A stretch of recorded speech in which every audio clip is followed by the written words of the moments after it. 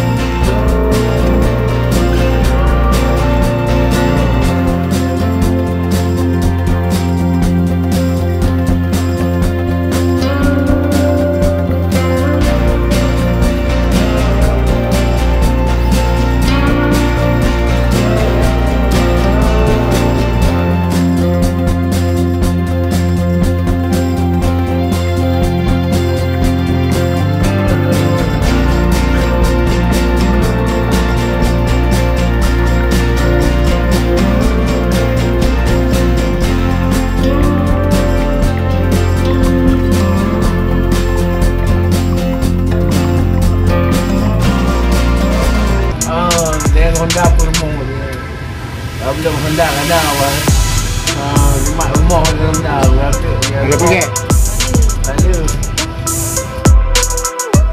Bapak Insinyur Alfiandi selaku Kepala Dinas Sosial Kabupaten Aceh Timur berharap dengan adanya bantuan kursi roda tersebut bisa digunakan dengan baik dan bermanfaat untuk memudahkan Saiful Rizal dalam menunjang aktivitas kesehariannya.